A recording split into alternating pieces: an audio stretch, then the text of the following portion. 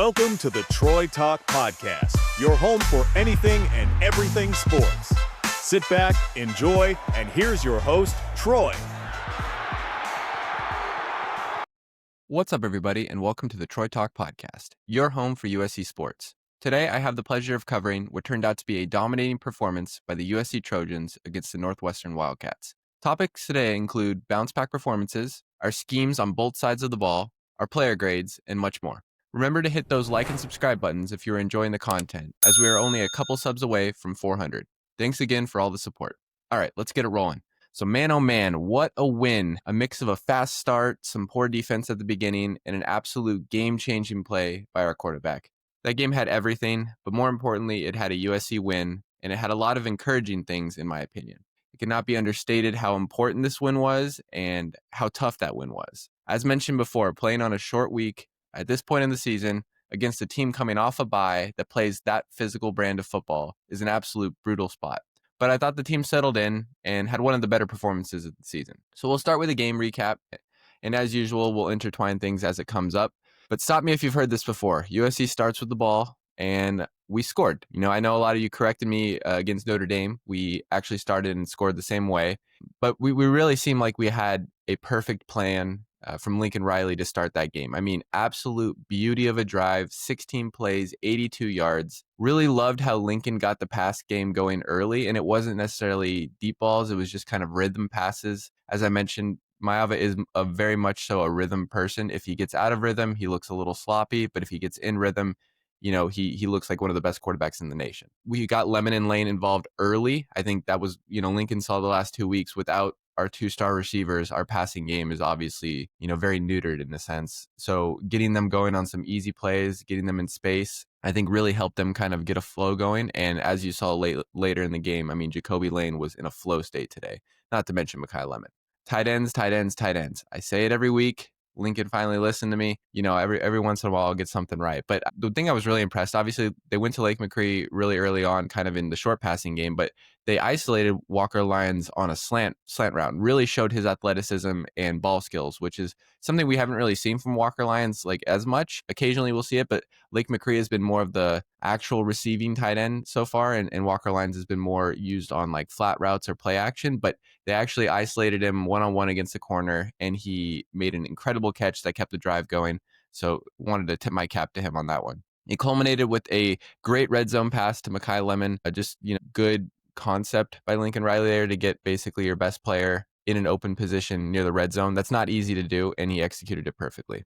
So basically beat Northwestern at their own game to start the game. I mean, 16 plays, 82 yards. I can't remember the last time USC's done anything like that. We're usually more of a fast-paced offense, but really good. Unfortunately, they came right back at us with a 13-play, 75-yard drive.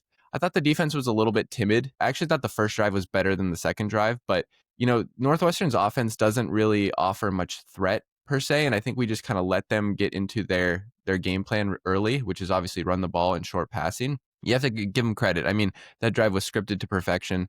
A really couple well-called plays to get some of their passing game going.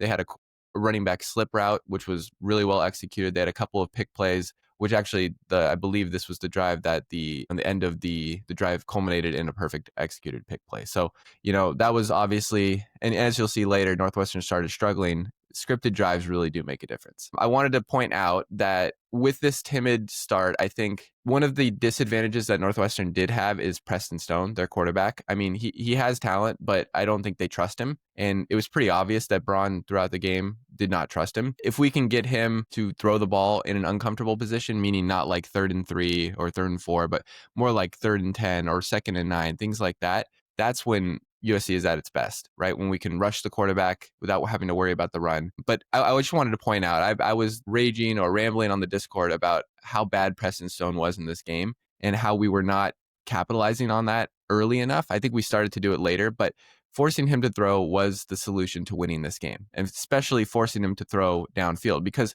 in the first drive, he was throwing these little screen passes, these little flat routes, very easy completions for a quarterback to complete. And, not that taxing if the defense doesn't, capitalize on it, right? So he only had 5 yards per attempt. And I mentioned this last time with Dylan Raiola and the backup quarterback from Nebraska, but I think Dylan Raiola finished with 6 yards per attempt. and 5 yards per attempt. And he was even at 4 yards per attempt at some points throughout this game. So that is the indicative of, one, not a good quarterback, and two, a scheme that does not trust their quarterback to throw the ball downfield, and three, the quarterback not completing the balls downfield effectively, right? So if we, knowing all of this, we force him to throw the ball downfield, then it will ultimately lead to success with us. And that's what happened. So I just wanted to point that out. We definitely let him get way too comfortable early on in the game. And once we kind of figured out and Lynn adjusted a little bit, it was much better. But we'll talk about that in the scheme. Second drive was a little faster. We did kind of stall a little bit, but it was saved by a magical fake punt. I mean, one of the coolest calls I've seen in a minute. I think all of us were kind of like scratching our head at how good that throw was. And obviously it made sense when they explained it was our third string quarterback, Sam Heward, who threw it. Lefties do it better. Looked like Matt Leinart out there. And then after that, Lincoln, put the foot to the pedal. Lake McCree had that great seam pass, but I've been calling for that all year. It's why it was wide open. I think led to like a 30, 40 yard gain. And then Maiava used his legs to get into the end zone, showing some burst as he's been doing. Got to continue to do that. The next drive, like I mentioned, I actually thought was a little bit worse than the first. Komolafe ran all over us. He was really good on the day. Don't want to discredit him, but even if we knew the run was coming, we couldn't stop the run. Lynn had to change it up, and I think you saw him adjust after this drive. After that, back-to-back punts. We did have that touchdown called back on that illegal man downfield, and I will touch on that a little bit. I thought that was a little bit of a tough call. It wasn't as brainless is not the right word, but like lack of concentration as the John Ray Reed one earlier on, because that was one where he was playing run. He was blocking, being aggressive, going downhill, and then just at the last second tried to adjust to it. And I think it was like at the 5 yard mark and tried to come back, and he just couldn't do it. It really is tough with Lincoln's offense being so RPO heavy. That is going to happen occasionally. And it was just a bummer that the two times that it has happened for us have been like touchdowns. So just something to consider in the future. The next drive, I think this is when the chaos started. So Jayden Maiava with his trademark, throw it right to the defender. What are you doing? But then, I think we talked about it in the preview, how he can get baited a little bit with these dropbacks, whether it be the linebackers or the defensive linemen. That's exactly what happened. The defensive end dropped back into coverage. He wasn't expecting it and just threw it right where he didn't think someone was going to be. But man, did I love his effort to make up for it. Thought it was really funny at the end of the game that he's usually a very reserved person who does not talk much in interviews and just says the cookie cutter, sports talk. But he mentioned that he noticed that the guy had horrible ball security, and that's quote unquote horrible ball security. And he made the play, caused the touchback, and basically was the game changing play. I mean, if they score a touchdown there, I think we probably still have a chance of winning, obviously, but definitely not in the dominating fashion that we ended up doing so. And then after that, it was 3 plays, I think 80 yards. King broke a big one, Lane with another incredible catch, and then boom, 21-14. We are end of the half, I will say. Kind of a quiet, but not quiet at the same time. Silly coaching, I thought, by Coach Braun from Northwestern. He's much better than that, calling those timeouts, especially after the first one where you almost fumbled. And then the third play of the half was an actual fumble. I mean, that's just, coaching 101 that you do not go for. You do not go for it at that point, especially with your type of offense, and then also call timeouts on the end of it. It just dragged that end of the half, which was actually a really quick half to begin with. So second half started with a good defensive stop. Komolafe had a big run, but we forced Stone to pass, and they stalled. It was a really interesting decision to kick the ball there. I think there was one of two decisions that you needed to make. It was either just punt right away and not waste the timeout, or go for it. And especially after you're going to call a timeout, I think you come back out and go for it. But Coach Braun was a little timid there, and the quarterback was not happy, and they ended up punting into our own territory, and we just drove down the field and asserted our dominance. It was the Lane and Lemon show for that possession. It was funny. We were in the Discord. I think it was like 3rd and 6 or 3rd and goal, something like that. And I was like, Lincoln called a timeout because I don't know if he saw something, but Lane was just making crazy play after crazy play. Lemon drove the ball down the field, and I just saw him like, Jacoby Lane was in his flow state today, as I said. And when that guy gets in his zone, I mean, he makes the most incredible plays, and you can literally not stop him. And I was like, as soon as I called that timeout, I told the Discord, I'm like, they're going to Jacoby. Like, Lincoln saw something, and it was like, why am I not just using my red zone, menace in the red zone? And he just threw it up, boxed out the cornerback, and made an incredible play. I mean, he made a play that only really he can make. Maybe Jeremiah Smith's up there too, but he is one of a kind. And when he is locked in, I mean, I'll talk about it in my bounce back segment, but he really is one of the best receivers in the nation. All right, so then after that, Northwestern had a decent drive where Conley got out-muscled and also called for a PI, but USC stopped them for a field goal, which was a really good, it's something we kind of struggled with in the first quarter, is stopping them in the red zone, and we actually stopped them. Field goals, especially with the way we were scoring, were going to be advantageous for us. We gashed them on the next drive with more Lane and Lemon, and then finished it off with a beautiful red zone pop pass to Lemon. I think it was actually labeled a rush, but I mean, just incredible offensive play call by Lincoln Riley. He was in his bag today, and we'll talk about it a little bit later. But in the red zone, when you are getting plays that are wide open, that's showing that it's either one, it's a defensive bust, or two, the offensive call was just that good. Because it's not easy with, you're in a phone booth in the red zone, so it can be very difficult to kind of create space there. All right, so the rest of the game was uneventful, but really liked how we looked in the obvious passing downs. And I think all year, when it's been obvious passing downs, we've been really good. We're able to rush the quarterback properly and, just not have to worry about the run. Unfortunately, our defense is, when we have to focus on the run, it can get a little, I don't know how to describe it. I keep using the word neutered, but it's like we have so much talent there, right? And when we have to focus on the run, we don't get to see the talent. The Braylon Shelby, the Cam Crawford, all that stuff, really, the GD Abasari, to show their potential, because we're having to worry so much about getting gashed. I really like how we look in obvious passing situations. All right, so my first topic of the day is bounce back. The three stars of our offense, Lane, Lemon, and Maiava, were poor against Nebraska, and you could argue poor against Notre Dame as well.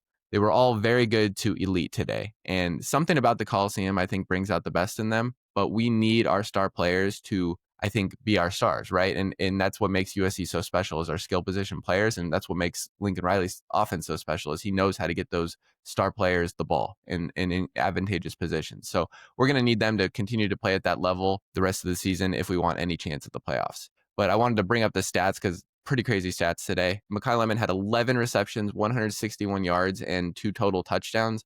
Lane had 7 receptions, 74 yards, 1 touchdown. But man, I mean, not as many receptions, not as many yards, but the quality of those receptions and the quality of those yards at the times that he made those catches and how hard those catches were, I mean, it arguably was just as impressive as Makai Lemon's performance today. And if both of those guys are operating at that high level, you can't key in on one, because the other one is going to make you pay. Really, they play off of each other, and I think fed off of each other today. And then Maiava finished with 24 out of 33, 299 yards, and 3 total touchdowns.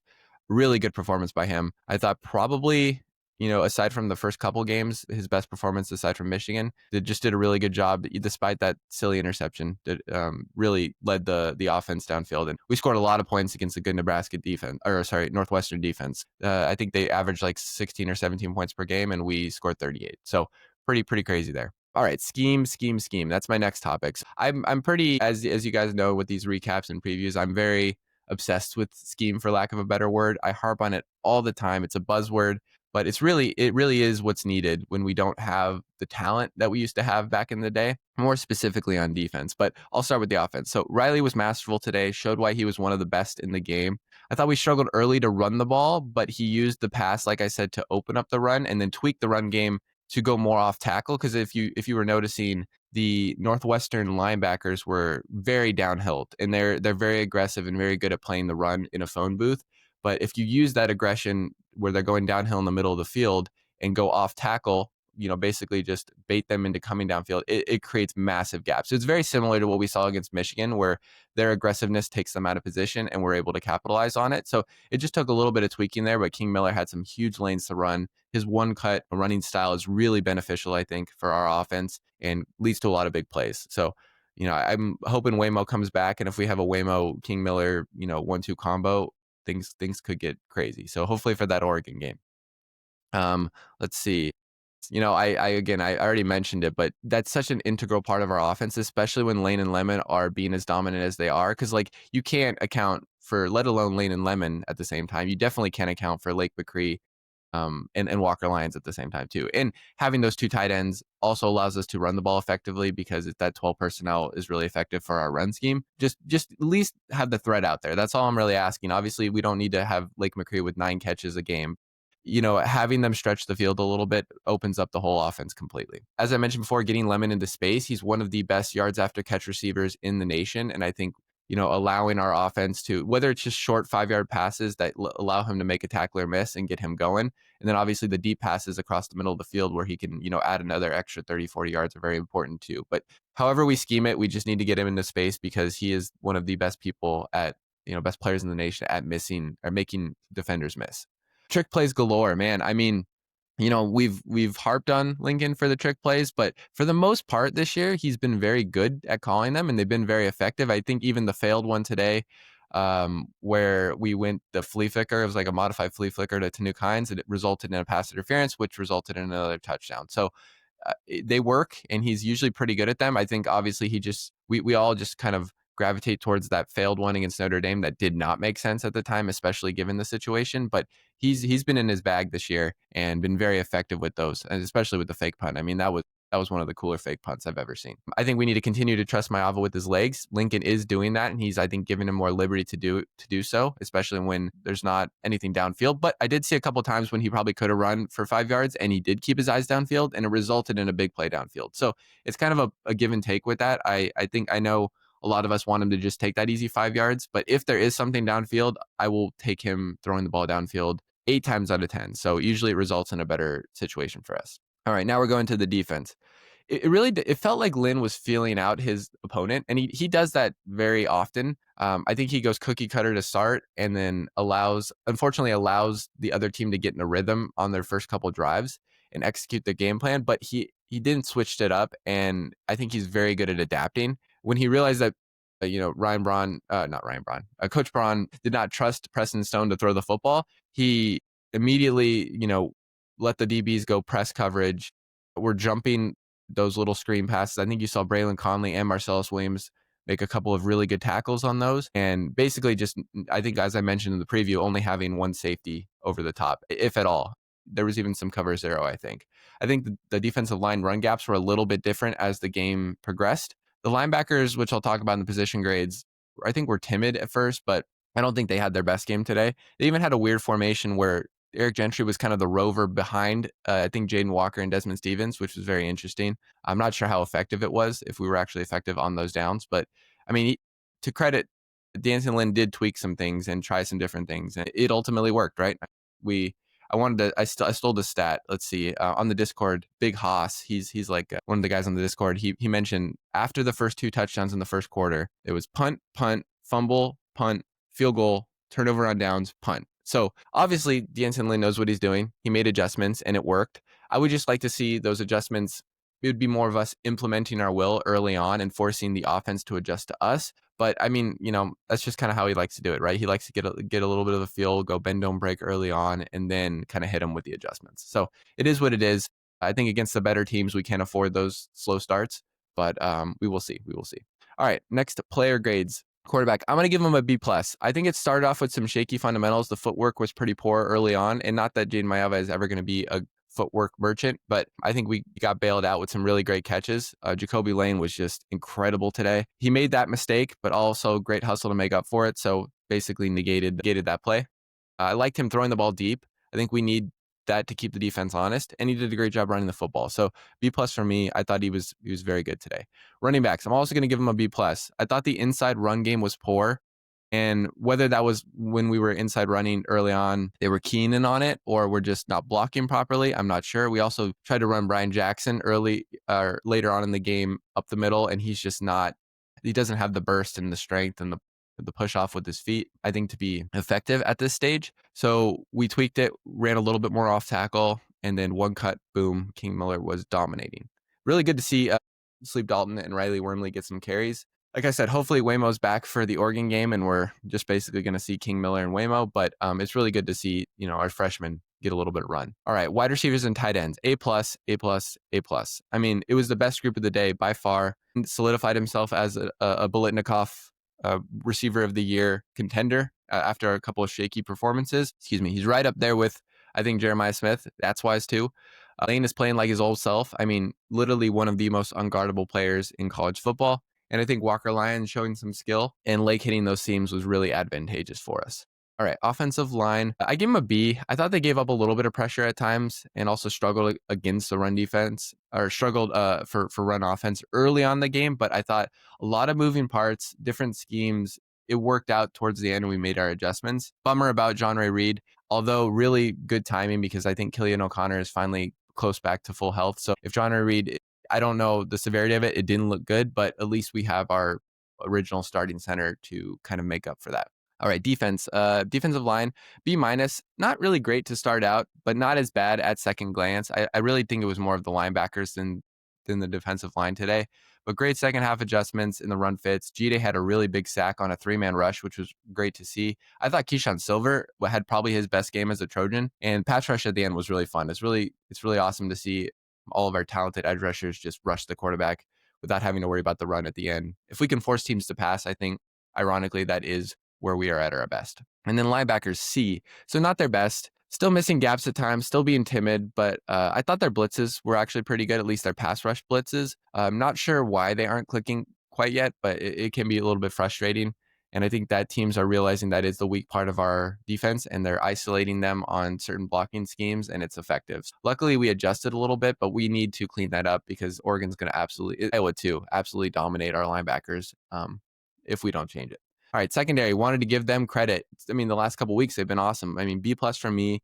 Carlos Nicholson had a great game. Marcellus Williams was having a good game too until he got hurt. Braylon Conley looked great at times and bad at other times. Obviously, downhill tackling, Braylon Conley was awesome today. He played with heart, played with aggression, and blew up a lot of plays and helped our defense a lot. Downfield, I think it wasn't as bad as it looked. That one, he just got out-muscled, but he did turn his head. And then a couple other ones, he did turn his head just a little bit, maybe late. I think they call it defensive pass interference on one where he was in perfect position and then just turned his head a little bit too late. So turn your head a little earlier. Don't be so much handsy because I mean, Doug Belk has these guys in position at most of these times. I thought our secondary has been really, really good. Held Northwestern's passing game in check, and Christian Pierce almost had that interception. Unfortunately, that is why he plays safety, and he's definitely more of a downhill safety who prefers tackling. All right, special teams, A for me. I mean, I don't know how you can't give it an A with that fake punt. The actual punt, I think the one punt we did have was not a good punt, but I'll let it slide because of that fake punt. Coaching, I'm going to give an A-, one of the best performances of the year. Lincoln Riley deserves an A+, and I thought aside from D'Anton Lynn starting a little bit slow, he probably deserves a B+ to an A-, but I'm going to give them overall an A- today. All right, players of the game, Lemon for me. I mean, that stat line is nuts. And then defense, there really wasn't anybody that had like crazy stats, but I'll give it like a co-defensive player of the game with Kamari and GD Abasiri. All right, to round it out, Troy Talk picks none of these have happened yet, but just to watch out for today, JMU versus Marshall over 56.5, BYU plus 10.5 at Texas Tech, Missouri State at Liberty over 51, Louisiana Tech minus 4.5, San Diego State minus 5.5 on the Big Island of Hawaii. All right, that wraps it up. Very excited with that performance last night. I thought it was one of the best performances of the year. Next week against Iowa, I'm hoping that we see a lot more of that. Iowa is just a better Northwestern. Hopefully we got a lot of game film today and we execute a little bit better and continue with the offensive performance because that Iowa defense isn't as good as it usually is. And conversely, that Iowa offense is a little bit better than it usually is. But I think we match up well against these Big Ten teams that prefer to run the football. Because if we key in on that, we're pretty good at playing press coverage and zero coverage. So I'm hopeful. I bet you the line opens up something like minus 4.5 if I were to guess. USC plays really good at home. Iowa's not so good on the road. I'm hopeful, but obviously cautiously optimistic because I don't want this to be a trap game before the Oregon game. All right. I believe USC basketball plays tonight. So if I'm not mistaken, so hopefully I'll get a chance to watch that one. Otherwise, not much else going on this weekend because USC obviously has already played. Watch some Caleb Williams on Sunday. I've adopted the Bears as my pseudo NFL team as I don't really have one, but I'm just more of a Caleb fan than anything else. Otherwise, let me know, obviously, what you guys thought in the comments down below. Love to hear from you guys. Any comments help the channels. Love chopping it up with you guys. And don't forget to hit that like and subscribe button. We are almost to 400 subscribers. And thank you again for the support that you guys have shown all season. But yeah, I think that's about it. Let's enjoy our weekend, and we will see you again next time.